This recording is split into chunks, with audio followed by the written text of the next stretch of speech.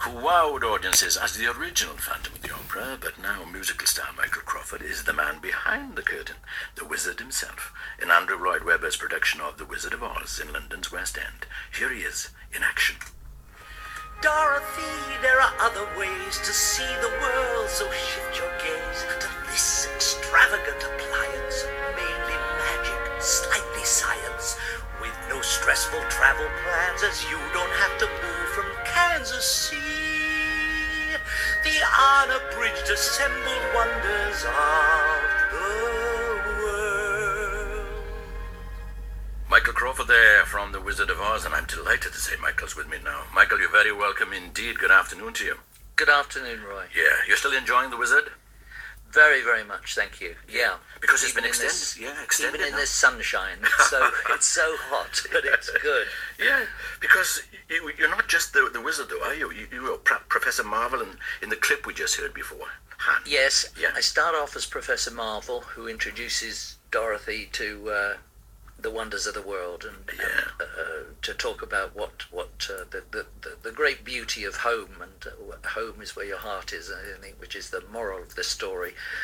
And then I go on to be the guard who is of Emerald City, where the three friends arrive, the Tin Man, the Scarecrow, and the Lion, and I'm wearing that's supposed to be a comedy scene where I've got this very low crutched pair of trousers on that I Oh, yes. that I thought would be a good idea, and it seemed to the kids like that. Yeah. Then I play the guide all around Emerald City, so you got a lot of quick Good changes, grief, and you're doing and it then all the there. wizard right at the end. Yeah, multitasking, as they say in modern sort of executive speech. Yeah. Now, Daniel Hope plays Dorothy, and she won the BBC's Over the Rainbow. She's doing Yes. very well, isn't she? She's doing wonderfully well.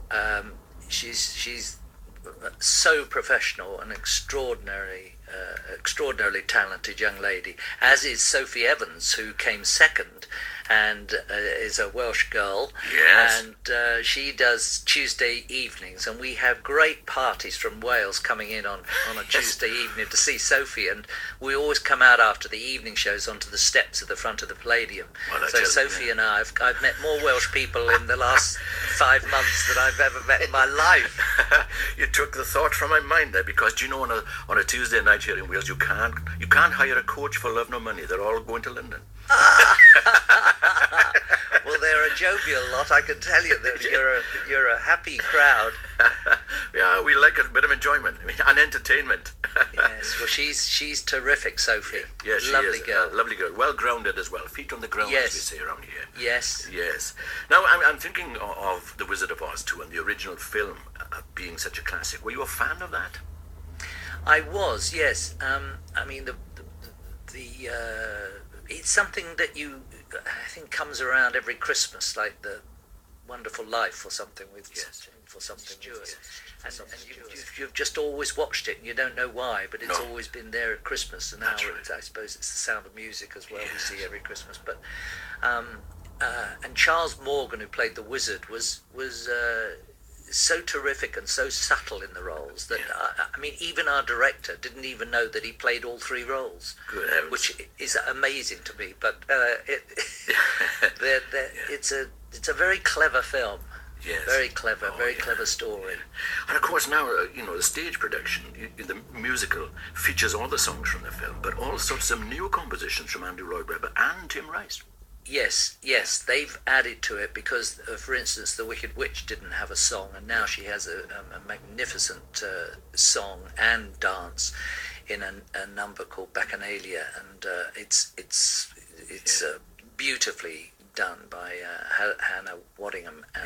And then we didn't have a song for Professor Marvel, so that's been added. And Tim Rice has written great lyrics for me for that. They're so Tim Rice. They're so brilliant. Yes. Well, it's nice to see them back together again, isn't it, Andrew Lloyd Yes, Webber it and is. Tim? Yes, it is after so many years. Many years. Yeah, indeed, it's good to see them back together and being so productive too. And you're yourself a veteran of musicals now, the Phantom of the Opera, Barnum, and this, though, is your first role for 6 years, because The Woman in White was a bit taxing, wasn't it? It was. I lost an awful lot of doing it because the fat suit that I'd so brilliantly invented that I should wear turned out to be a disaster and took all my... I was left sort of lacking in nutrients, and I was not putting the nutrients back in my body that I ought to after each show, and I caught this virus and it turned into ME in the end, and so I was really debilitated for about a couple of years, at least 2 or 3 years, and so I went off to New Zealand and I just sailed, rested, and did garden and fishing and stuff like that you could stop when you wanted to, and I slowly got my energy, my enthusiasm back again, and I think it took a few years off my life, and I feel wonderful now. Yes, I was just thinking of Harry Seacombe, because he once told me that he used to go to Mallorca often and used to call it Dr. Mallorca. He made him feel better. And you were a medical cabinet in that kind of psychological way and physical way, was New Zealand? Yes, I think it does good for all of us to have that. If we're in a position to be able to, in this day and age, it's not, people are mainly struggling, so it's very, very hard. But in whatever simple way we can do it, I think it's whenever we can heal our head. It's a good feeling, when you have an ice cream, or you have a nice bag of chips or something, whatever makes you feel good. Yeah, exactly. You should do every now and again. Yeah. Listen to your body, as it were. Yeah, and it lifts you, but not too many bags of chips. And I was thinking, because Lord Andrew Lloyd Webber, he wore you down in the end, because he tried to tempt you back several times, didn't he? Yes, he has done through the years, because you think it was 25 years ago this October that we did Phantom. Is that long ago? Oh, grief, it's just how time flies. Time never flies when you're 12, does it? No. It's only when you get into your sort of 40s and beyond that time suddenly goes like a racehorse for the post. Yes. Yes, he offered me this, the Wizard, while I was having a holiday with my grandchildren, and they had never seen me work because they're 12, 13. I mean, really, they'd never seen the comedy stuff live. They'd never seen Barnum because it was some time back, and obviously Phantom. Woman in White was too adult for them in a way, and so I started feeling so much better last year, and we had this holiday, and I'm doing back somersaults in the pool and having fun with them.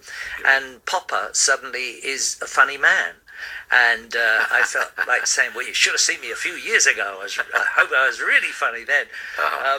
But you can't go back in time, so I thought this could be a good opportunity to show off to them. So I'm doing it as much as anything to show off to my grandchildren. Oh, that's a wonderful thing, really.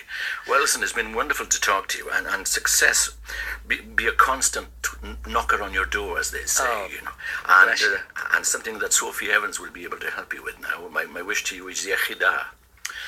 Good health. Yechida. Thank you, Roy, very much indeed. Yechida, ask her about that. It's actually just before somebody buys you around. Yechida. Yechida, good health to you. Many thanks indeed for the conversation. Bye-bye. Thanks, Roy. Bye-bye. Bless you. Bye. Ah, lovely man. So then to the Reeds and BBC Radio Wales, a single of the